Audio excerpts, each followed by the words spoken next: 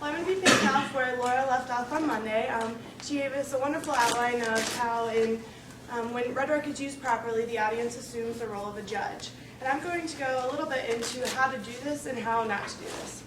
So in my section, section 7, which is on pages 226 and 227, Castelli goes into what an inartistic use of rhetoric is. And this would be the kind of use that Gorgias would have used and supported. And in an inartistic use of rhetoric, the rhetoric fails to use and see emotion as a resource to better understand the audience and the situation. And they attempt to impose a certain set of feelings on the audience in order to serve their own purposes. So this kind of manipulates the audience, and they lose their function as judge. And rhetoric loses its function as guiding the audience in a particular direction. Instead, they force them in a particular direction or for a particular argument.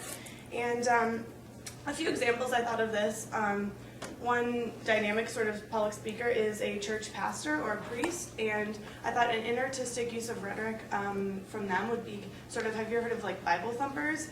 Somebody that rather than presenting their religion or their argument in a certain situation tries to sort of force it down your throat and say this is the only way and this is the way you should do. That would be kind of an example of an inartistic use of rhetoric. Castelli goes on to outline what the opposite of that, an artistic use of rhetoric, would be, as Aristotle supported. And this would be using rhetoric with integrity. So this would be making the audience active in the rhetoric and kind of more conversational, a dialogue. They should really be going over the points that you're using and really internalizing them and judging them. You know, going over them to make sure that they agree with what you're saying, and then they can hopefully internalize your argument. And because of this kind of active role that the audience plays as judge, they are very resistant to manipulation when rhetoric is used artistically, because they are actually listening and they are kind of verifying your points for validity. And kind of the artistic use of a pastor, or how a pastor could be artistically use rhetoric, would be if they, you know, kind of sat down with somebody and explained to them their beliefs, and then listened to the other person's beliefs, and then that person would be able to kind of decide for themselves what they believed in that particular situation.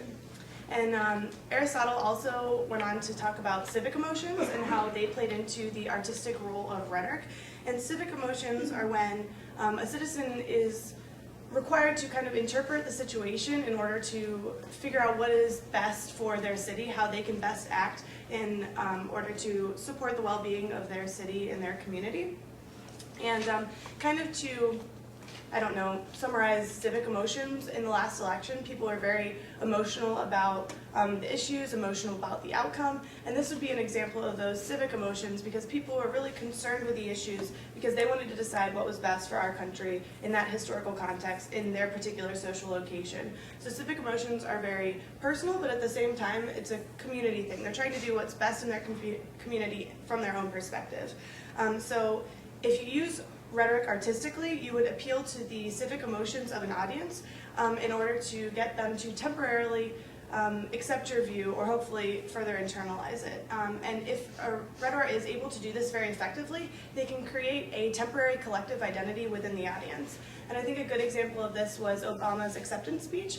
He made a point to say, you know, we are not, I don't remember exactly his words, but we are not, you know, Republicans and Democrats or separate beings within a country. We're all Americans. And through that speech, he was able to really form a sense of collective identity in the populace.